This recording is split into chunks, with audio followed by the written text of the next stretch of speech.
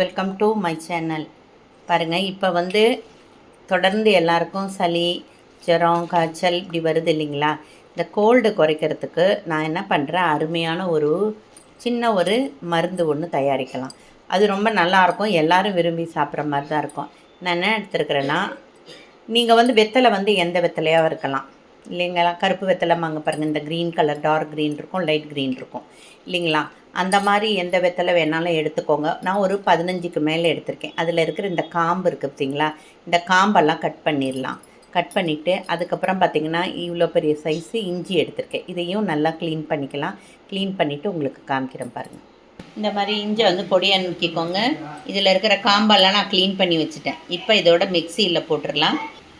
இங்கே பாருங்கள், இப்போ மிக்சியில் ஒரு சின்ன ஸ்பூனில் ஒரு 15 மிளகு போட்டிருக்கிறேன். அதோட நான் என்ன பண்ணுறேன், இந்த வெத்தலை இருக்குது இல்லைங்களா, இதையும் நான் போட போகிறேன். அதுக்கப்புறம் இந்த இஞ்சி வெத்தலையை நல்லா ஒரு 4-5 பீஸாக கட் பண்ணி கையில் பிச்சு இப்படி போடுவோம் இல்லைங்களா, அந்த மாதிரி இப்படி பிச்சு போட்டுக்கலாம். போட்டுட்டு மிக்சியில் அரைக்கும்போது உங்களுக்கு காமிக்கிறேன். இப்போ தண்ணி விடாமல் மிக்சியில் நல்லா அரைச்சி எடுத்துக்கலாம். பாருங்கள், இப்போ ஒவ்வொரு தடவையும் ஸ்பூனால் என்ன பண்ணிக்கணும், கிளறி விட்டுக்கணும். அப்போ தான் நல்லது. அது ஒரே இடத்துல நின்றுடும். அது அப்பப்போ கிளறி விட்டுக்கிட்டே இருங்க. தண்ணி வேணுங்கிறப்ப கொஞ்சம் கொஞ்சமாக விட்டுக்கலாம். இப்போ இந்த இதுலேயே உங்களுக்கு வெற்றிலையில் தண்ணி விடும் இல்லைங்களா, அதனால் நான் தண்ணி கொடுக்கல. முதல்ல 2-3 தடவை நல்லா ஓட்டிட்டு அதுக்கப்புறம் தண்ணி கொடுத்துக்கலாம். இங்கே பார்த்திங்களா, இந்த மாதிரி அது திப்பி திப்பியாக இருக்குது பார்த்திங்களா, இந்த மாதிரி பதத்தில் இருக்கும். நம்ம இப்போ இதில் கொஞ்சம் தண்ணி விட்டுக்கலாம்.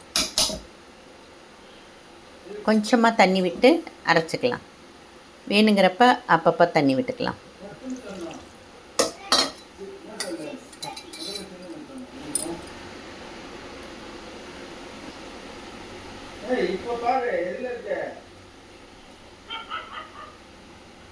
இப்போ அரைச்சோன்னே காமிக்கிறேன். பார்த்தீங்கன்னா இந்த பதம் வர வரைக்கும் நான் நல்லா அரைச்சிருக்கேன். அதுக்கு அளவுக்கு தண்ணி விட்டுருக்கேன். அந்த மாதிரி தண்ணி கொஞ்சம் கொஞ்சமாக விட்டு பார்த்து அரைச்சிக்கோங்க. பதம் இந்த மாதிரி வரட்டும். இதை நல்லா வடிகட்ட போகிறோம். வடிகட்டி எடுத்து வச்சுக்கலாம். பார்த்திங்கன்னா இவ்வளோ வேஸ்ட் இருக்குது. இந்த வேஸ்ட்டை நம்ம அப்படியே செடிக்கு பயன்படுத்திக்கலாம். இவ்வளோ இருக்குது பாருங்கள் அதோட ஜூஸு. இந்த ஜூஸை அப்படியே வச்சுக்கோங்க. நான் ஒரு 100 கிராம் சர்க்கரை எடுத்திருக்கேன். நாட்டு சர்க்கரை கூட போட்டுக்கலாம்.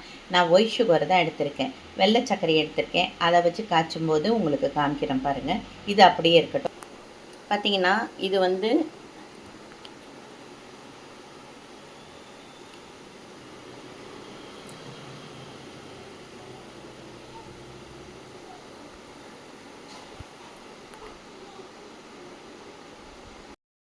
பார்த்திங்கன்னா 100 கிராம் சர்க்கரை. இது 250 கிராம் கப்பு. ஆனால் 100 கிராம் சர்க்கரை தான் கொடுக்க போகிறேன் நான். அதில் கொஞ்சம் தண்ணி விட்டுக்கலாம். கொஞ்சமாக தண்ணி விட்டுருக்கேன். இது நல்லா கரையட்டும். கரைஞ்சிட்டு கொஞ்சம் ஒரு பதம் வரணும், பாகு பதம் வரணும். வந்ததுக்கப்புறம் நம்ம அரைச்சி வச்சுருக்கோம் இல்லைங்களா, அந்த ஜூஸையும் எடுத்து இதில் இந்த கலவையை எடுத்து இதில் ஊற்றிக்கலாம். இது நல்லா கரையட்டும்.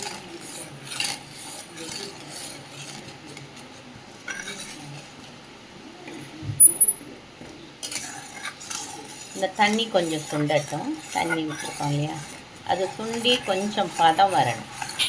பதம் வந்தோடனே இதை எடுத்து பாருங்கள். இந்த மாதிரி பதம் வந்தோடனே நம்ம என்ன பண்ணிடணும், இந்த அரைச்சி வச்சுருக்கோம் இல்லைங்களா, இதை அப்படியே விட்டுக்கோங்க. இதை விட்டு நல்லா கிளறிக்கிட்டே இருக்கும். இது நல்லா கொதிக்கட்டும். கொதி நல்லா ஒரு பாகு மாதிரி வரும், பச்சை கலரில் வரும்.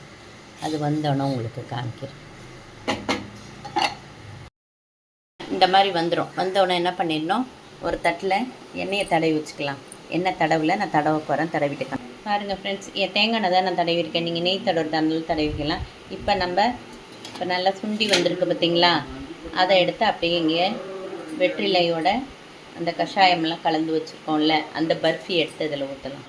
பார்த்திங்கன்னா இது கொஞ்சம் தான் இருக்குது. நான் பெரிய தட்டாக எடுத்துட்டேன். நீங்களும் அதுக்கு எவ்வளோ தேவையோ அந்த மாதிரி குழி தட்டாக சின்னதாக எடுத்துக்கோங்க. இது நல்லா 2 மணி நேரம் நல்லா காயட்டும். காஞ்சோன்னே வெள்ளையாக கட் பண்ணலாம்.